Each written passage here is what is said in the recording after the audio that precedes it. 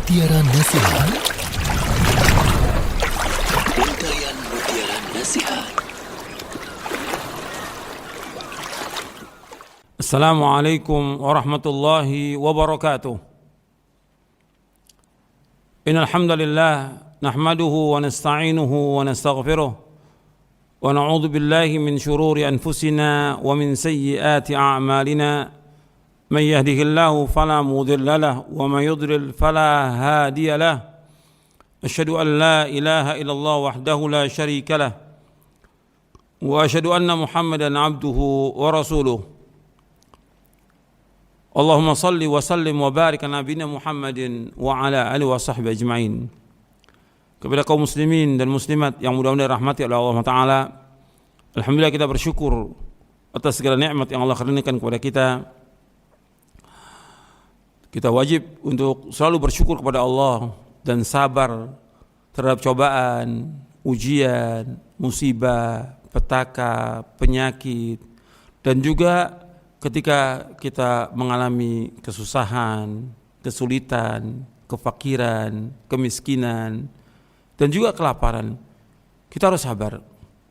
Ikhwani fiddin, a'azakumullah, ketika kita mendapatkan cobaan dalam bentuk kefakiran, kemiskinan, kesusahan, ada beberapa hal yang perlu saya jelaskan.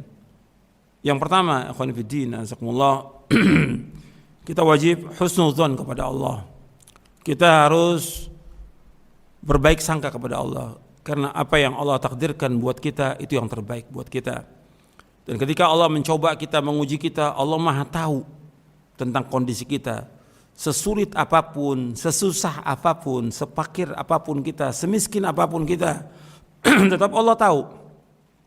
Adukan semuanya kepada Allah dan berbaik sangka kepada Allah. Dan Allah itu Arhamur Rahimin. Allah Maha Penyayang, Maha Pengasih dari semua yang ada. Kemudian yang kedua, yaitu kita tawakal kepada Allah SWT. Tawakal kepada Allah. Serahkan semua urusan kita kepada Allah. Dan Allah menyebutkan, gantungkan hati kita kepada Allah. Wa 'alallahi fatawakkalu in kuntum mu'minin. Kepada Allah kalian tawakal jika kalian orang-orang yang beriman. Tawakal kepada Allah. Kita wajib tawakal kepada Allah dalam kondisi sulit seperti ini. Kita serahkan semua urusan kita kepada Allah. Jangan kita minta-minta kepada manusia. Dan kita bertakwa kepada Allah. Allah berfirman di dalam surah At-Talaq di ayat 2 dan 3, Allah berfirman, "Wa may yattaqillaha yaj'al lahu makhraja wa yarzuqhu min haitsu la yahtasib wa may yatawakkal 'ala Allah fa huwa hasbuh innallaha balighu amri qad ja'ala Allah likulli syai'in qadra." Allah berfirman dalam surah At-Talaq ayat 2 dan 3, "Wa may yattaqillaha yaj'al lahu makhraja." Barang siapa yang takwa kepada Allah, Allah akan bukakan jalan keluar baginya. Wa yarzuqhu min haitsu la yahtasib, dan Allah akan memberinya rezeki dari arah yang tidak disangka-sangka. Wa may yatawakkal 'ala Allah fa huwa hasbuh, dan barang siapa yang tawakal kepada Allah, maka Allah akan mencukupi keperluannya. Innallaha balighu amri qad ja'ala Allah likulli syai'in qadra. Sesungguhnya Allah melaksanakan urusannya. Sungguh Allah itu telah mengadakan ketentuan bagi segala sesuatu. Dalam surah At-Talaq ayat 2 dan 3. Rasulullah SAW bersabda, "Lau annakum tatawakkaluna 'ala Allah haqqa tawakkuli la razaqakum kama yarzuqut tayra taghdu khimasan wa taruhu bitana." Nabi bersabda SAW, kalau seandainya kalian bertawakal kepada Allah dengan sebenar-benar tawakal, Allah akan memberikan kalian rezeki sebagaimana Allah memberikan rezeki kepada burung. Yang burung itu pagi dia keluar dalam keadaan lapar dan pulang sore dalam keadaan kenyang. Hadis sahih riwayat Imam Ahmad, Tirmidzi, dan Nasai dalam Sunan Kubra, Ibnu Majah, dan Hakim dari sahabat Umar bin Khattab radhiyallahu an. Hadis ini disahihkan oleh Syekh Al-Albani dalam silsilah hadis as-sahih di juz yang pertama. Jadi yang kedua, kita tawakal kepada Allah. Yang ketiga, yaitu kita merasa qanaah, ridha dan puas dengan apa yang Allah rezekikan. Betul sempit, dapat tetap rezeki ada, meskipun punya beras hanya seliter atau setengahnya, tapi kita masih ada yang kita miliki untuk kita jual untuk makan kita. Kita harus qanaah.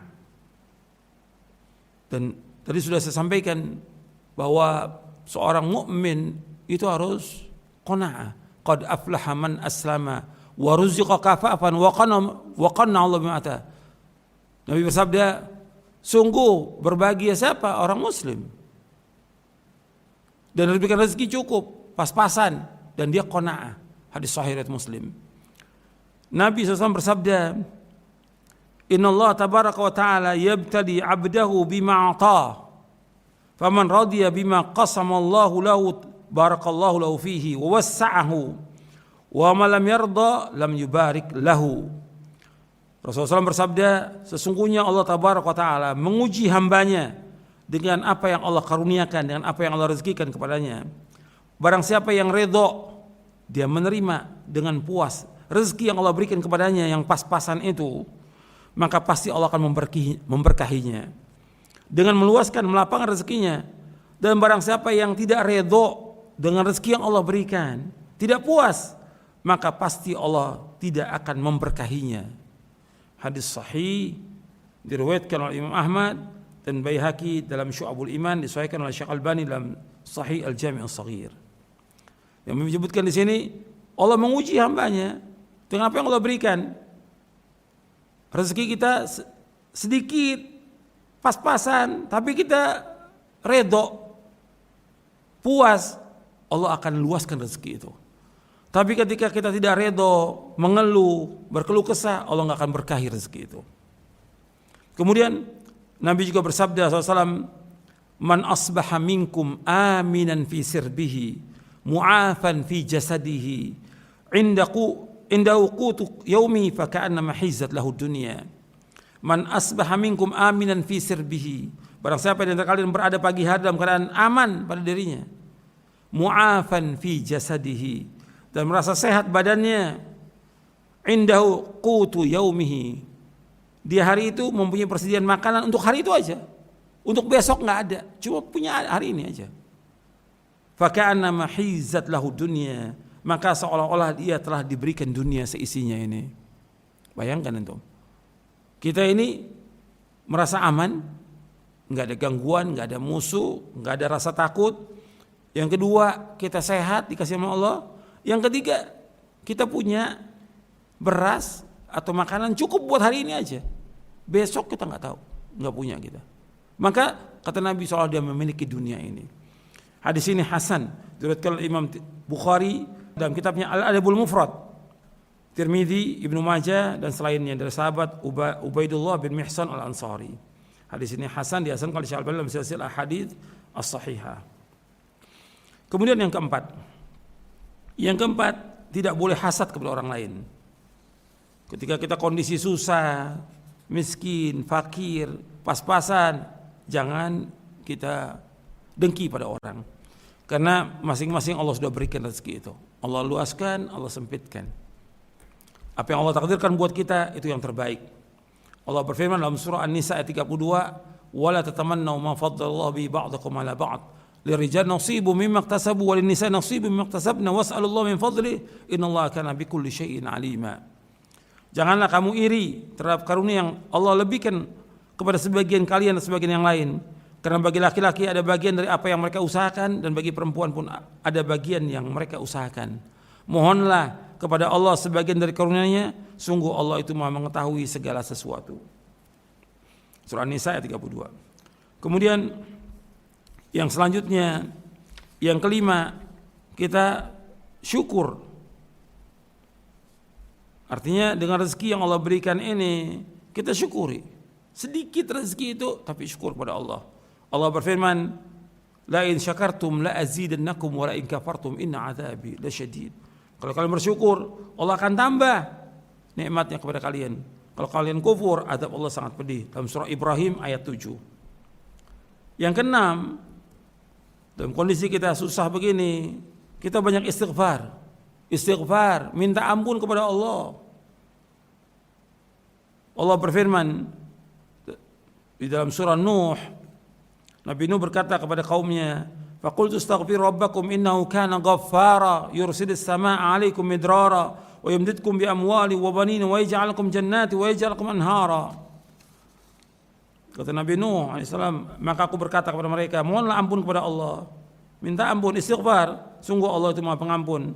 Allah akan menurunkan hujan yang lebat dari langit kepadamu, dan Allah memperbanyak harta dan anak-anakmu, dan mengadakan kebun-kebun untukmu, dan mengadakan sungai-sungai untukmu. Surah Nuh ayat 10 sampai 12. Kemudian yang ketujuh, kita sungguh-sungguh ibadah kepada Allah. Meskipun kita fakir, miskin, tetap kewajiban ibadah wajib kita laksanakan. Sholat 5 waktu. Kemudian juga kita iringi dengan sholat-sholat rawatibnya, sholat-sholat sunat, sholat malam, berzikir kepada Allah, tetap laksanakan. Doa kepada Allah, berbakti pada orang tua, membantu orang-orang yang susah, tetap. Meskipun gak ada harta, gak punya apa, dengan tenaga kita. Terus kita laksanakan ibadah. Kalau terus kita beribadah kepada Allah, Allah akan cukupi kita. Nabi bersabda SAW, Allah berfirman, ini namanya hadis qudsi. Kata Allah, ya bena Adam, tafarraq li ibadati amla sadraka ginan wa asudda faqrak. Wa illam taf'al, wa illa taf'al, mala'tu yadayka syugla, wa lam asudda faqrak. Nabi bersabda SAW, Allah berfirman, wahai anak Adam, luangkan waktumu untuk beribadah kepadaku, maka aku akan isi dadamu dengan kekayaan, dan aku akan menutupi kefakiranmu. Jika engkau tidak melakukannya, maka aku akan mengisi tanganmu dengan kesibukan, dan aku tidak akan menutupi kefakiranmu. Hadis sahih diriwayatkan oleh Imam Ahmad, Tirmidzi, Ibnu Majah dan Hakim dari sahabat Abu Hurairah radhiyallahu an. Dan disahihkan oleh Syekh Al-Albani dalam silsilah hadis as-sahihah di juz yang ketiga. Di sini Allah menyuruh kita untuk luangkan waktu kita sepenuhnya untuk ibadah kepada Allah. Maka Allah akan penuhi dada kita dengan kecukupan dan akan ditutupi kefakiran kita.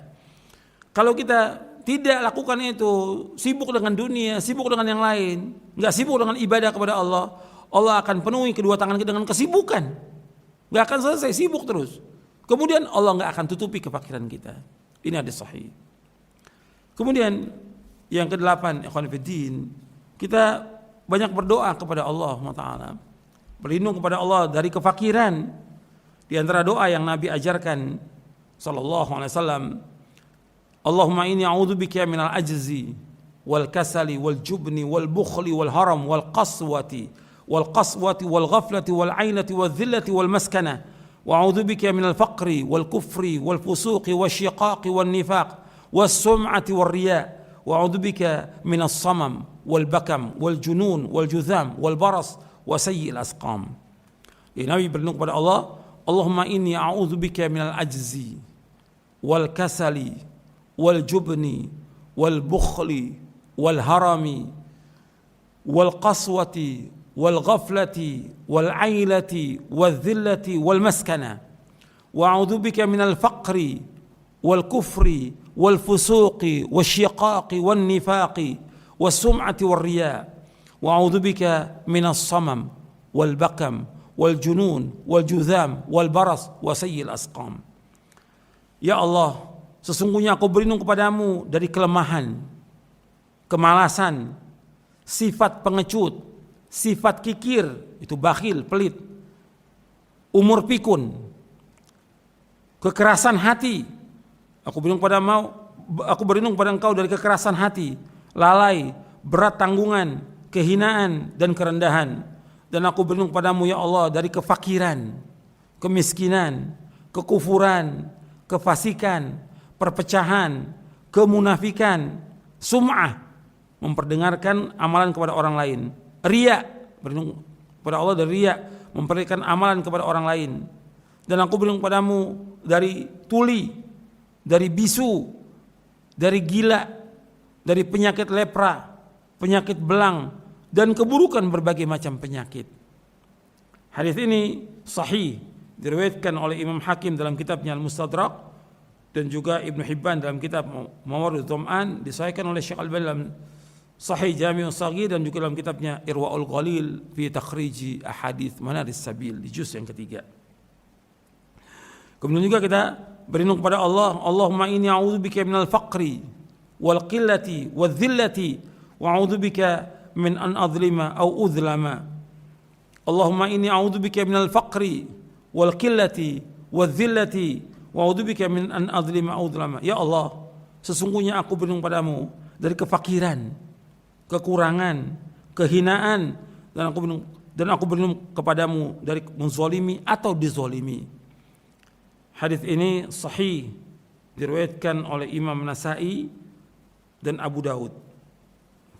Kemudian juga kita berlindung pada Allah, Allahumma inni a'udzubika min jahdil bala wa darakis syaqa wa su'il qada wa syamatatil a'da. Allahumma inni a'udzubika min jahdil bala wa darakis syaqa wa su'il qada wa syamatatil a'da. Ya Allah, sesungguhnya aku berlindung padamu dari susahnya bala, hinanya kesengsaraan, keburukan qada, dan kegembiraan para musuh. Ini doa-doa perlindungan yang kita bisa baca di waktu sholat kita, di waktu sujud. Kita baca antara adzan dan qomat di tengah malam, atau ketika kita sedang berpuasa di bulan Ramadan ini.